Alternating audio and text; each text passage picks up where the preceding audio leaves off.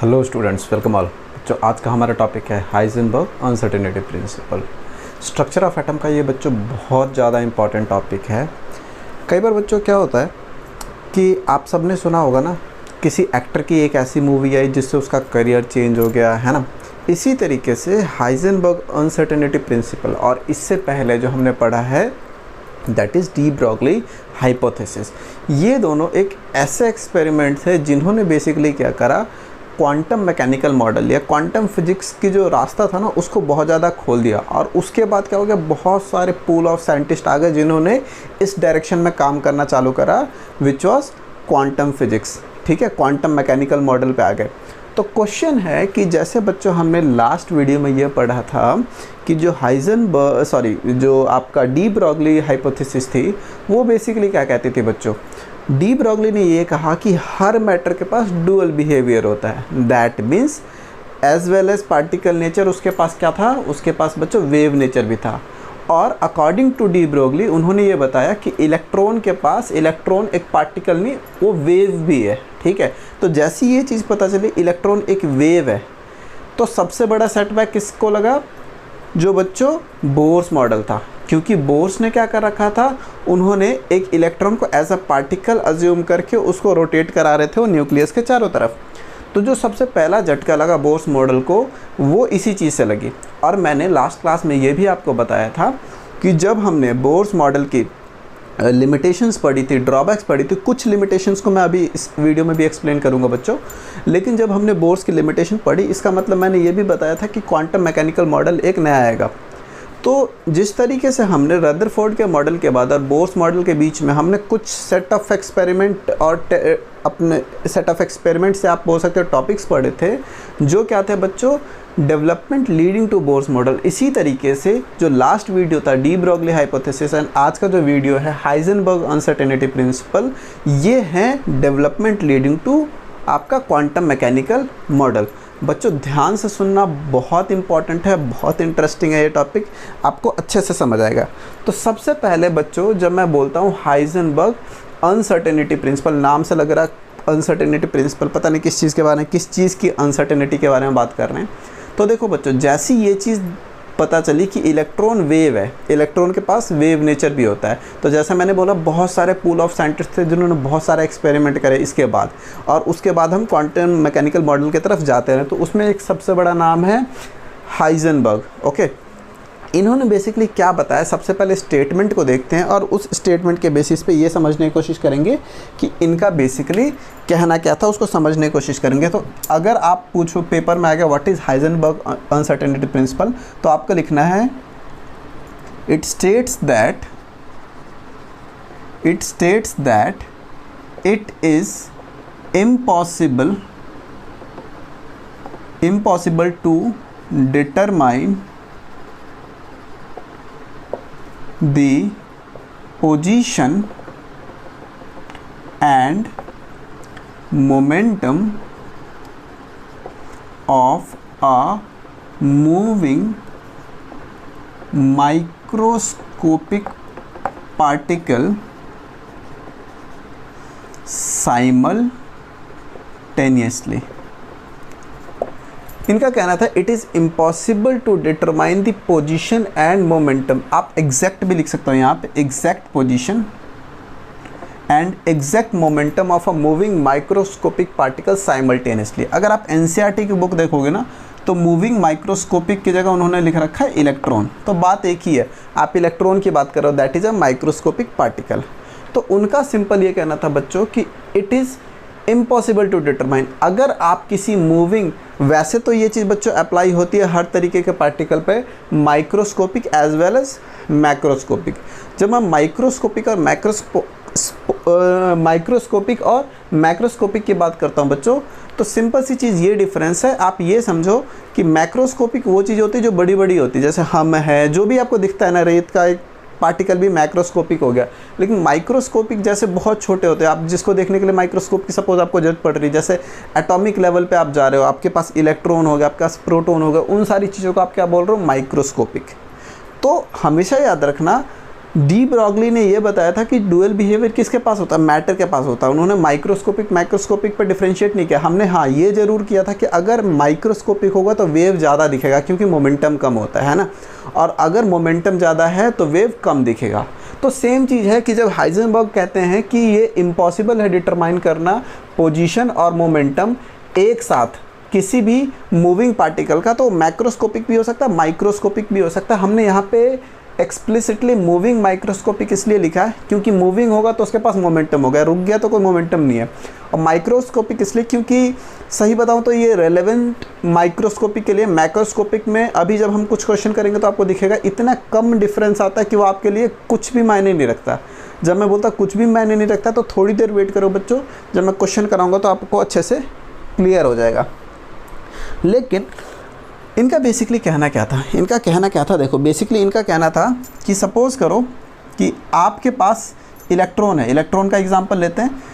आपको इलेक्ट्रॉन का मास पता है ना, आपको बच्चों सपोज़ करो वेलोसिटी भी पता है। तो मास मोमेंटम क्या होता है, मास इनटू वेलोसिटी। तो दैट मीन्स अगर आपको एक्यूरेटली वेलोसिटी पता, आपके पास कोई इलेक्ट्रॉन है जो घूम रहा है, आपको बिल्कुल एग्जैक्ट पता चल गया कि इसकी वेलोसिटी इतनी है, ठीक है, तो आप मास से मल्टीप्लाई करके उसका मोमेंटम निकाल लोगे। तो ये क्या कहता है, एक साथ मोमेंटम और पोजीशन निकालना इम्पॉसिबल है। तो दैट मीन्स अगर आपने मोमेंटम परफेक्टली निकाल लिया तो पोजीशन, वो इलेक्ट्रॉन स्पेस में कहाँ है आप नहीं बता सकते कि यहाँ पे है कि यहाँ पे कि यहाँ पे। सुनने में बहुत ऑड सा लगता है, समझ ही नहीं आता कि क्या बोला जा रहा है। ऐसा कैसे हो सकता है कि कोई चीज़ घूम रही है तो मैं बता ही सकता हूँ ना कि वो कहाँ पे है। देखो बच्चों बिल्कुल सही बात है, आप कोई चीज़ घूम रहे तो बता तो सकते हो, लेकिन क्वेश्चन है कि डी ब्रॉगली ने पीछे क्या कहा, उसने कहा कि इलेक्ट्रॉन एक पार्टिकल नहीं है जो स्ट्रेट लाइन में ट्रेवल कर रहे हैं और आप बता दोगे कि इसका मोमेंटम निकाल लिया, स्पीड पता है तो मेरे को पता ही होगा कि मतलब 1 सेकंड बाद ये यहाँ पे होगा, 2 सेकंड बाद ये यहाँ पे होगा, तो आप पोजीशन बता पाओगे। उसने क्या बोला कि पार्टिकल तो है ही है, साथ के साथ वेव नेचर को भी फॉलो करता है, तो वो इस तरीके से आगे बढ़ता है। तो एक बात बताओ, वेव नेचर का मतलब क्या हुआ, यहाँ पे भी हो सकता है, यहाँ पे भी हो सकता है, यहाँ पे भी हो सकता है, यहाँ पे भी हो सकता है, एक पर्टिकुलर लाइन पे नहीं है, पोजीशन चेंज हो रही है उसकी, ठीक है। तो जब पोजीशन चेंज हो रही है ना, तो ये परफेक्टली बता पाना, अगर आपने वेलोसिटी अच्छी तरीके से कैलकुलेट कर लिया, जितनी प्रिसाइजली वेलोसिटी कैलकुलेट करोगे उतना ज़्यादा मुश्किल हो जाएगा आपके लिए एग्जैक्ट पोजीशन बताना। तो हाइजेनबर्ग का यही कहना था कि अगर आप किसी इलेक्ट्रॉन, किसी माइक्रोस्कोपिक मूविंग पार्टिकल के लिए, क्योंकि मूवमेंट से क्या आएगा बच्चों, मोमेंटम आएगा, तो ये इम्पॉसिबल हो जाता है ये डिटरमाइन करना कि दोनों चीज़ों को साथ में डिटरमाइन करना। अगर आपने पोजीशन पता कर ली तो आपको मोमेंटम निकाल पाओगे आप, और अगर आपने मोमेंटम कैलकुलेट कर लिया तो पोजीशन नहीं कैलकुलेट कर पाओगे, ठीक है। अब एक चीज़ मैं बताता हूँ, आई होप बच्चों ये आपने नोट कर लिया, नोट कर लो इसको, बहुत इंटरेस्टिंग टॉपिक है। आप YouTube पे जाना, ठीक है, आप YouTube पे जाना और यहाँ पे Heisenberg uncertainty principal by net Jio, national geographics, ये सर्च करना, ठीक है, Heisenberg uncertainty principal by national geographics. तो वहाँ पे एक वीडियो मिलेगी, एक 1.5 मिनट की वीडियो है, ठीक है, बहुत अच्छी वीडियो है, बहुत अच्छे से समझ आएगा आपको। मतलब वो होता है ना कुछ ऐसी वीडियो जो आपके दिमाग में छप जाती है तो आपको याद रहेगा। उस वीडियो में बच्चों क्या दिखाया हुआ है, अभी आगे मैं कंटिन्यू करता हूँ कि इसका किस तरीके से एक्सप्रेशन है, क्या सारी चीज़ें हैं। उस वीडियो में ये दिखाया बच्चों कि आइंस्टीन और नील बोहर एक दुकान के अंदर जाते हैं और आइंस्टीन उस दुकान वाले से पूछते हैं कि तुम्हें पता है कि अभी एक नया मॉडल, बेसिकली एक नई स्टेटमेंट दी है हाइजेनबर्ग ने कि अगर आप जितनी प्रिसीजन के साथ किसी चीज़ का वेलोसिटी कैलकुलेट कर पाते हो उतना ही मुश्किल होता है पोजीशन। तो दैट मीन्स अगर मेरे को अपनी वेलोसिटी परफेक्टली पता चल जाए तो कोई ये नहीं बता सकता मैं कहाँ पे हूँ, ठीक है। तो वो दुकान वाला बोलता है मेरे को तो ये चीज़ समझ नहीं है, मेरे को इलॉजिकल लगती है। तो वो दोनों दुकान से निकलते हैं, नील बोहर के साथ होता है वो, एक्चुअली में मतलब आइंस्टीन नहीं है, वो बस प्ले कर रखा उन्होंने। तो जब वो बाहर जाते हैं ना तो ट्रैफिक वाले रोड पे चल रहे होते, तो आइंस्टाइन ऐसे ही चलने लग जाते हैं और अचानक से एक गाड़ी आती है। तो नील बोहर उनको रोक के बोलते हैं कि यार क्या कर रहे हो ये, ठीक है, क्योंकि आइंस्टीन ये बोल रहे होते हैं कि उनको ये चीज़ समझ नहीं आ रही और नील बोहर जस्टिफाई कर रहे होते कि ये कैसे सही है। तो देखो आइंस्टीन किस तरीके से उनको प्रूफ करने की कोशिश करते हैं, दो it is correct for time being, अभी के लिए। तो वो जैसे ही रोड पे चल रहे होते तो गाड़ी आती, तो नील बोहर उनको खींचते हैं और बोलते हैं कि आप ये क्या कर रहे हो, ऐसे तो मर जाओगे। तो उनका कहना था कि अगर मैं वेलोसिटी को सही से कैलकुलेट नहीं कर पा रहा हूँ अगर ये मेरे वेलोसिटी को, अगर सपोज करो मेरे को अपनी वेलोसिटी परफेक्टली पता है कि कितनी है, तो कोई मेरे पोजीशन को नहीं बता सकता, समझ रहे हो। तो एक तो ये चीज़ है लाइट नोट पे। और दूसरा एक और सुनने में आता है, मतलब ऐसी जोक्स आए, कुछ बहुत इंपॉर्टेंट नहीं है, कि एक बार हाइजेनबर्ग को एक पुलिस वाले ने पकड़ लिया ये बोलने कि आप ओवर स्पीड कर रहे हो। तो उसने पुलिस वाले को बोला कि अगर मैं स्पीड को परफेक्टली मेजर कर पाऊँगा तो आप मेरे पोजीशन को बिल्कुल भी नहीं पता कर पाओगे, ठीक है। तो ये लाइटर नोट पे बच्चों देखो, मैक्रोस्कोपिक पार्टिकल हमारे लिए, गाड़ी के लिए भी एप्लीकेबल है, लेकिन जब मैं बोलता हूँ पोजीशन नहीं पता कर पाओगे, तो होता क्या है कि वो जो एरर होता है ना पोजीशन कैलकुलेट करने में, वो इतना छोटा है कि वो हमारे इररेलेवेंट है। वो रेलेवेंट तभी बनता है जब बहुत हल्का पार्टिकल, माइक्रोस्कोपिक पार्टिकल लेते हो, ठीक है। तो ये तो हो गई दो चीज़ें। अच्छा, अब बच्चों देखो, बेसिकली अगर मैं मान लूँ कि मोमेंटम को मेजर करने के लिए जो मेरा एरर है वो सपोज करो डेल्टा पी है बच्चों, और सिमिलरली पोजीशन के लिए, पोजीशन को मेज़र करने के लिए जो एरर है वो मेरा डेल्टा एक्स है। तो हाइजेनबर्ग अनसर्टेनिटी प्रिंसिपल का फार्मूला क्या बोलता है कि दोनों के एरर का, जो नापने का एरर है, उनका जब मल्टीप्लिकेशन कर दो तो ये हमेशा greater than equals to 4 pi divided by क्या आ जाएगा बच्चों, 4 pi divided by, sorry h divided by 4 pi. ये बच्चों क्या आ जाएगा, h डिवाइडेड बाई 4 पाई, जहाँ पे h क्या है बच्चों, प्लैंक्स कांस्टेंट। h क्या है, Planck's constant. 4 is number and pi is पाई, ठीक है, 3.14। तो उनका कहना है कि हमेशा किसी भी चीज़ के लिए जब अगर आप साइमल्टेनियसली उसके पोजीशन को, उसका मोमेंटम को मेजर करने की कोशिश करोगे तो हमेशा greater than equals to h upon 4 pi आएगा। इसका सिंपल मतलब क्या है, इक्वल्स टू का क्या मतलब है बच्चों, इक्वल्स टू का मतलब है कि मिनिमम इतना तो होगा ही होगा, या इससे ज़्यादा हो सकता है। किसी भी पार्टिकल के निकालो, मिनिमम h अपॉन 4 पाई तो होगा ही होगा, या उससे ज़्यादा हो सकता है। अब ध्यान से सुनना, h जो है वो बहुत छोटा नंबर होता है। h क्या है, प्लैंक्स कांस्टेंट 6.626 इंटू 10⁻34। आप सही बताओ ना तो कई बार हम -34 प्लस 54 प्लस कुछ भी 10 की पावर कुछ भी बोल देते हैं, हम खुद ही रियलाइज़ नहीं कर पाते कि ये नंबर कितना छोटा है, कितना बड़ा है। ये बहुत ज़्यादा आपकी एक्सपेक्टेशन से बहुत छोटा नंबर है ये, ठीक है। उसको आपने 4 पाई से डिवाइड करते हैं, वैसे ही ये नंबर 0 के बहुत क्लोज है, लेकिन 0 नहीं है ना, 0 के बहुत क्लोज है लेकिन 0 नहीं है। इसका मतलब उनका कहना था कि अगर इन दोनों का मल्टीप्लिकेशन 0 आ जाएगा, एरर फाइंड करने की प्रोबेबिलिटी 0 आ जाएगी, दैट मीन्स आप कर पाओगे। लेकिन ऐसा कभी भी पॉसिबल नहीं, ये हमेशा इनका multiplication greater than h upon 4 पाई होगा या इक्वल्स टू h अपॉन 4 पाई होगा। दैट मीन्स मिनिमम इतना तो रहेगा ही रहेगा एरर कैलकुलेट करने में, कि अगर आपने एक चीज़ कैलकुलेट कर ली तो दूसरे को कैलकुलेट करने के लिए इतने का फैक्टर से एरर तो आएगा ही आएगा, चाहे कितना ही हल्का, कितना ही छोटा, कितना ही माइक्रोस्कोपिक सब एटॉमिक पार्टिकल ले लो। तो ये फार्मूला ज़रूर आपको ध्यान रखना है। अब अगर इस फार्मूले को मैं ध्यान से देखूं तो ध्यान से सुनना, इस फार्मूले को मैं ध्यान से देखूं, अभी बच्चों ऐसा भी हो सकता है कि कुछ चीज़ें अभी भी आपके ऊपर से जा रही हो। एक क्वेश्चन कराऊंगा ना, थोड़ी देर वेट करो, आपको सब कुछ क्लियर हो जाएगा क्या मैं बात कर रहा हूँ, ठीक है।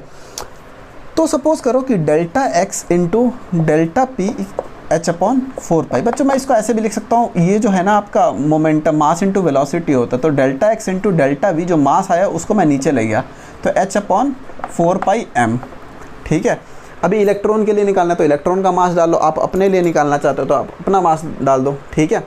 तो सपोज़ करो कि आप चल रहे हो।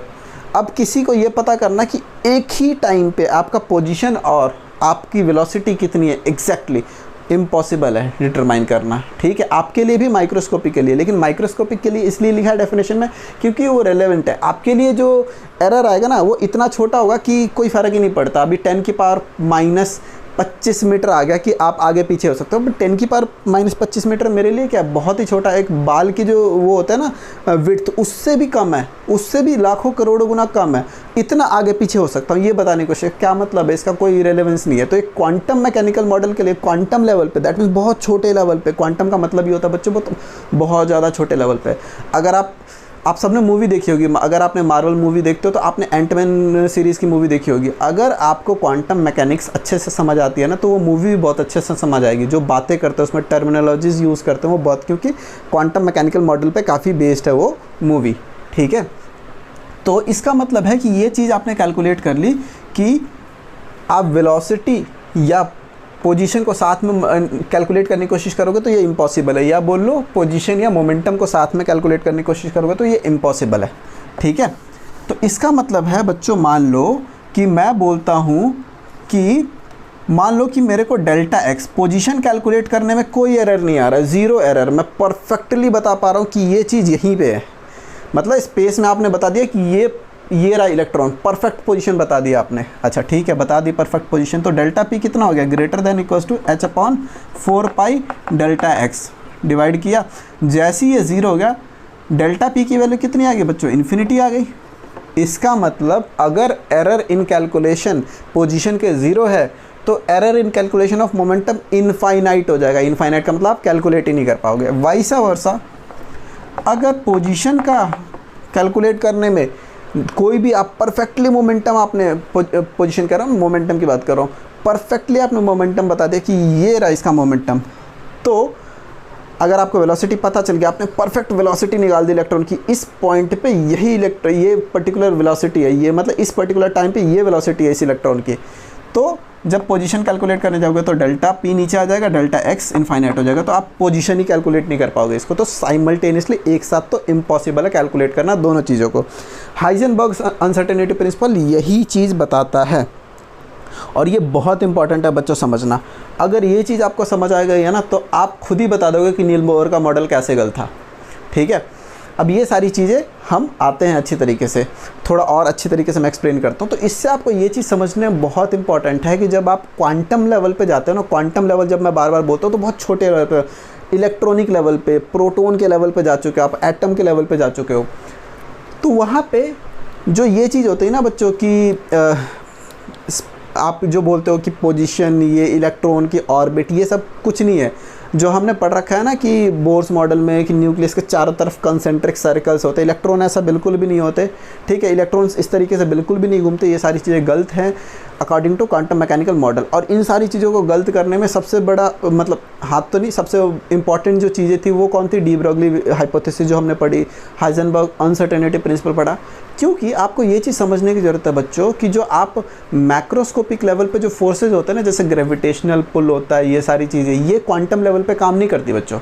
ठीक है, जो न्यूटन के लॉ है, अगर आप वो मतलब क्वांटम लेवल पे लगाने की कोशिश करोगे तो वो सही नहीं बैठते वहाँ पे। ठीक है, क्योंकि वहाँ पे अलग ही फंडामेंटल है फिजिक्स के, तो वो सारी चीज़ें सेपरेट है। अभी फ़िलहाल बहुत ज़्यादा कंफ्यूज मत होना आप, आपको यहाँ पे बस ये समझने की ज़रूरत है डेफिनेशन क्या थी, किस तरीके से हम एक्सप्रेशन में उसको प्रूव कर रहे हैं। अब थोड़ा सा जैसे मैं एक क्वेश्चन कराऊंगा, आपको बिल्कुल ही सारी चीज़ें समझ आ जाएगी कि क्या सारी चीज़ें बताने की कोशिश करी गई है। अब एनसीईआरटी का एक क्वेश्चन है, इंटेक्स क्वेश्चन है,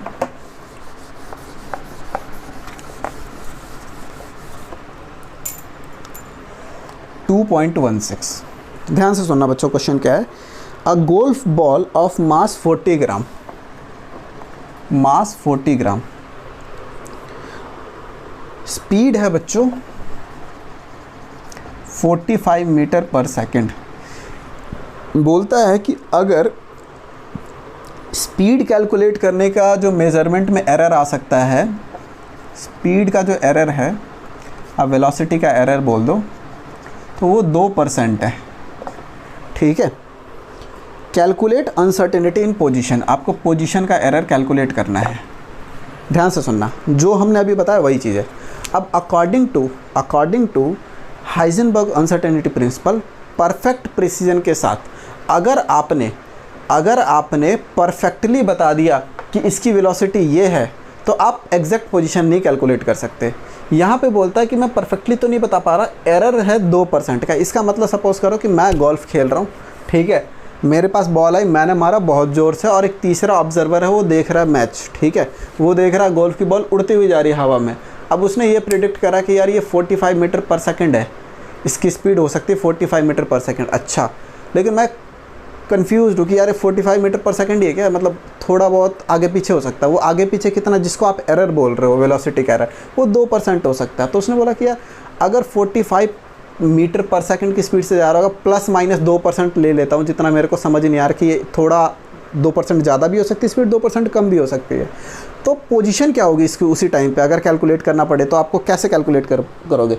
तो हाइजेनबर्ग अनसर्टेनिटी प्रिंसिपल आपको ऑप्शन देता है, आपको बोलता है कि delta X into delta P मैं डेल्टा वी रख लेता हूँ, greater than equals to H upon 4πm। Mass मेरे को पता है। क्वेश्चन है कि एरर इन वेलोसिटी कितनी है बच्चों। एरर इन वेलोसिटी 2% ऑफ 45 है। 2% ऑफ 45 कितना होगा बच्चों, तो 45 का 2% कितना होगा, ये 0.9 हो गया, 0.9 मीटर पर सेकंड। तो दैट मीन्स अगर 0.9 मीटर पर सेकंड ये एरर है इधर, तो h अपॉन 4πm, मास कितना है बच्चों 40 ग्राम, 40 इंटू 10⁻³ kg कर दोगे, है ना।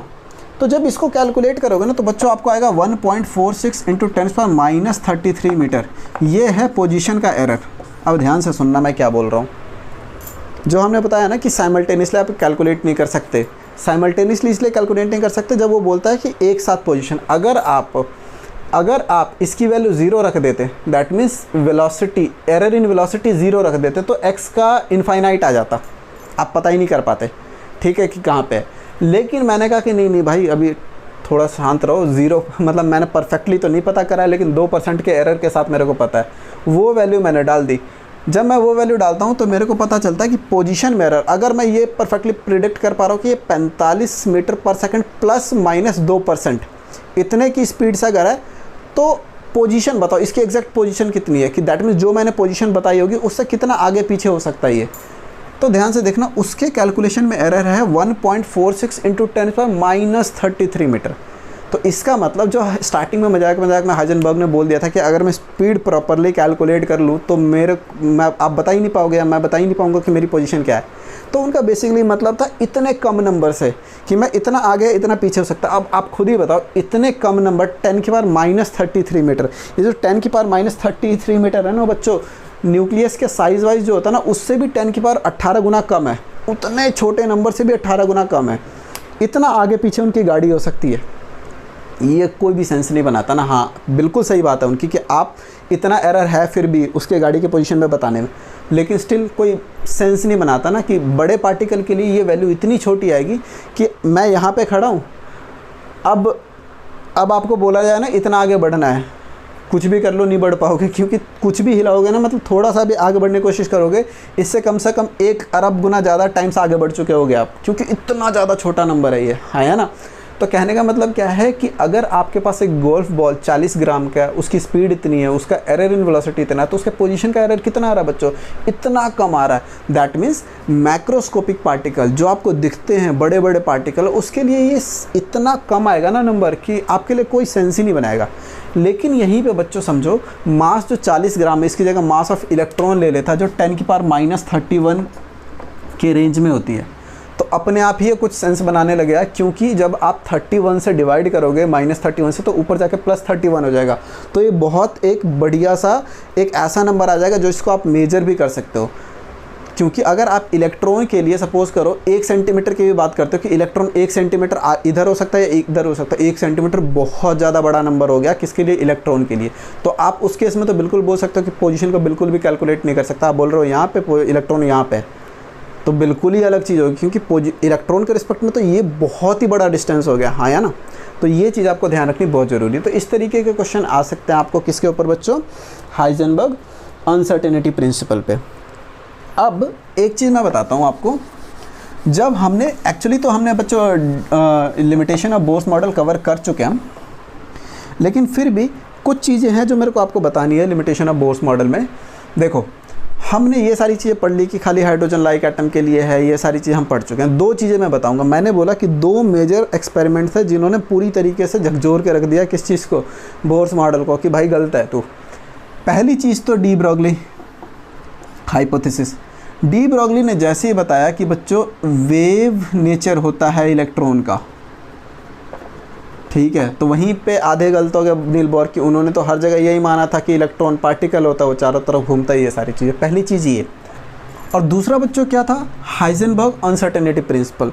जब ये चीज़ आई ना तो इसने और ज़्यादा कमर तोड़ दी किसकी बच्चों, बोर्स मॉडल की। कैसे, आपको पता होगा कि जो बोर्स मॉडल है वो आपको basically energy of nth orbit का फार्मूला बताता है, A0 n²/z, ठीक है, जहाँ पे n क्या है ऑर्बिट नंबर और z क्या है बच्चों एटॉमिक नंबर। और अगर एनर्जी की बात करोगे तो एनर्जी का भी फार्मूला बताया उन्होंने, RH z² n², है ना। तो जब उन्होंने ये दोनों चीज़ें बताई, आप बोल रहे हो हाइजेनबर्ग कहता है कि भाई इलेक्ट्रॉन के लिए पोजीशन और मोमेंटम साथ में कैलकुलेट करना इम्पॉसिबल है, बट